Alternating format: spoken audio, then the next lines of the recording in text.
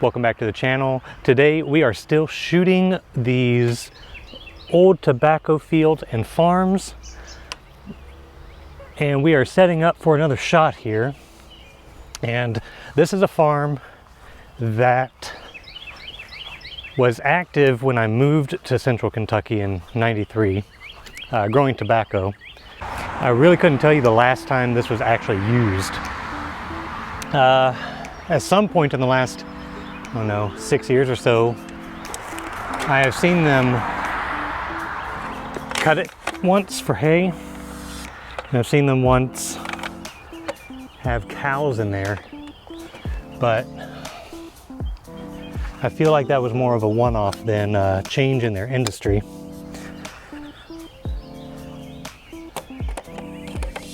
And I've been wanting to take a picture of this place for a while, and I feel like one day that tree's going to come down, and that'll be the end of it. So we're going to do it today. So we're across the street in a neighbor's yard, and they have kindly given us permission to do this.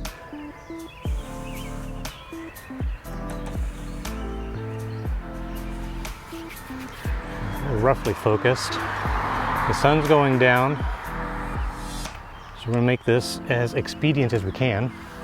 And again, we're shooting Portra 160. Sun setting. It's supposed to set at about 8:45 tonight. It's not too far from now. And I'm kind of far back because I've taken a test shot of this place before. And to get that tree in, I'm going to put some front rise in.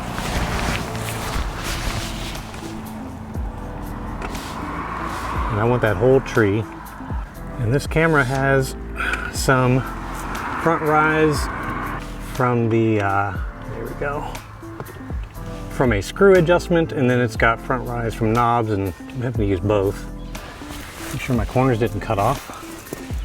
It didn't, but I've got some of this tree next to me in here, which I don't want. I want this big tree dead center. But what I'm getting is this tree right here. I really don't want that, so I'm going to shift this whole thing over and then put maybe a little bit of shift in the camera. So let's see if we can do that. I'm not too concerned as to whether or not I get this road straight, because it's not level either, so it's just going to be a crooked line at the bottom of the frame either way. So we'll move that over, make sure you guys can see. There you go. Now you can see what I'm doing. Okay. So make sure my camera's level again since I moved. And that tree is out. That's good. I've got the horizon level, but tree centered, but I need a little bit more. Oops, my camera's pointing downward a little bit, so let's point upward just a touch. Still feel like our horizon line's off a little, so I'm going to tilt. And even if it's not, it feels like it. All right, let's check our focus. Yeah, trees in the background get sharp. Good. Okay, let's just do a critical focus check with our loop.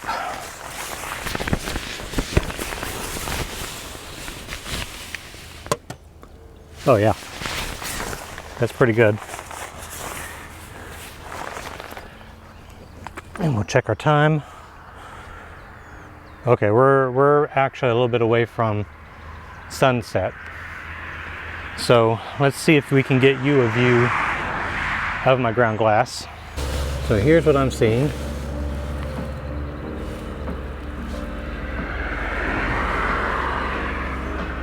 We do have some nice clouds in the sky, but we are waiting for the sun to go down a little bit more before we make our actual exposure. But I've got 2 sheets of film with me today, so I think I'm gonna go ahead and take one now during this kind of light. And then we'll take another one when the light starts to really fall. That gives me kind of a backup just in case aesthetically I like this better or not.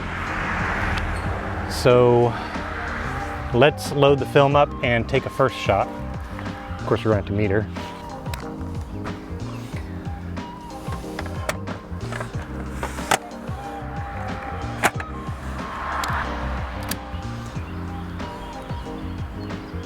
Stop to f/22 to get good depth of field without diffraction kicking in.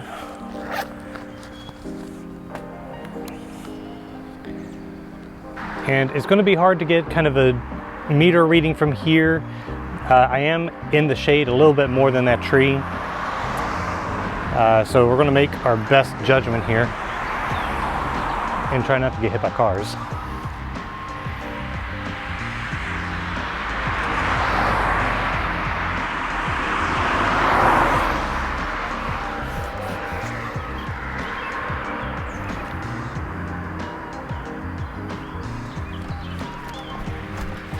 All right, we've got 16 2/3 at half a second. I want to do, let's go ahead and open that up a third. That should be fine. Depth of field's not going to be affected that much. And we'll do the half a second. Okay. Yeah. All right, so let's pull the dark slide and get that shot. We'll take our first one. We're going to have to wait for traffic to kind of go past. Make sure we get it.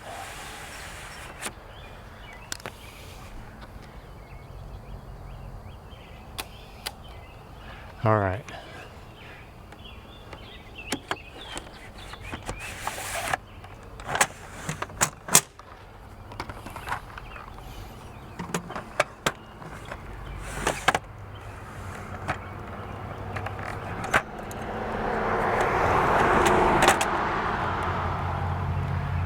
All right, now we wait. While we're waiting for the light to get to where I want it to be, we can talk for just a moment about composition and the way that I'm kind of framing this. So as you saw through the ground glass, I've got the tree very central. I have no problem with placing kind of an important feature in the middle of the frame. It is a vertical tree, of course a horizontal photograph. Yes, I could do the print vertically, but I see this as a landscape, not a portrait. So it is about the field, but it's also about this really fantastic gnarly tree that I see just about every day that I go through here. Other than that, we've got kind of a central horizon line.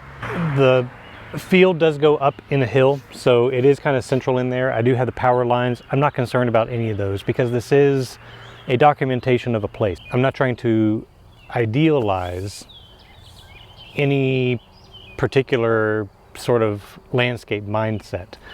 I am including parts of the road. I like the idea of including some kind of context for which these farms and fields are found.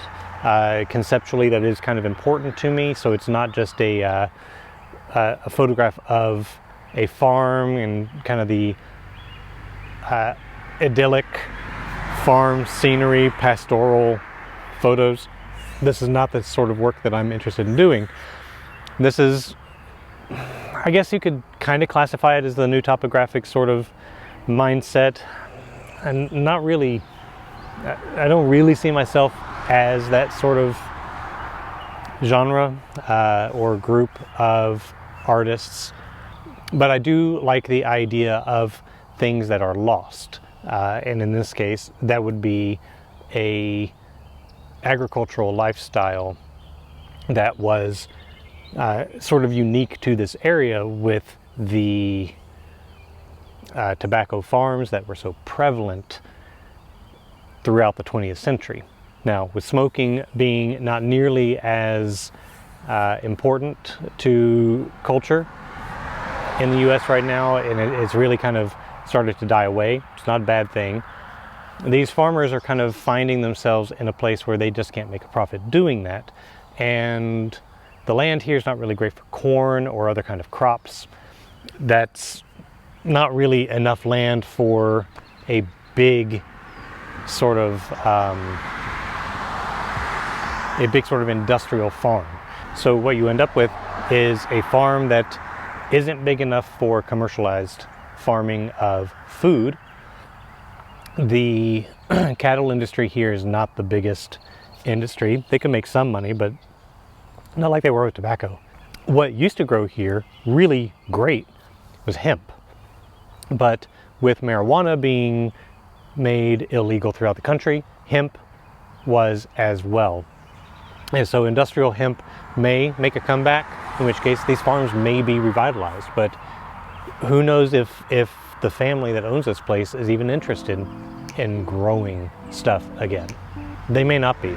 So we have these farms that just lay dormant, fallow, they grow rancid, and it's just the way that these things have changed. All right, well, our sun is just now setting. I'm getting a meter reading of F22 and 8 seconds. So let's check my adjustment.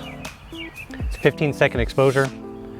So let's set this to bulb, and we'll pull the dark slide, take our shot.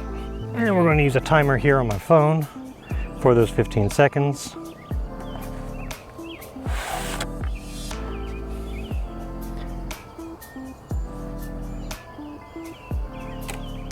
One, 2, 3, 4, 5, 6, 7, 8, 9, 10, 11, 12, 13, 14, 15. Okay. Good thing we had to pause in traffic because I hear a car coming. And the traffic's kind of been going in and out pretty quick. Okay, so we will get this shot home, we'll get it developed, we'll make a contact sheet, maybe a print, and that'll be it. So thanks once again for following me along as I make some of my own personal work. I hope this has been at least just instructive on how I work and how I think about my work and what it is I shoot and how I shoot it and why I shoot it. And as you try to explore your own ideas, maybe it can just give you a little bit of insight into another artist working and give you some inspiration. So thanks again. We'll see you next time.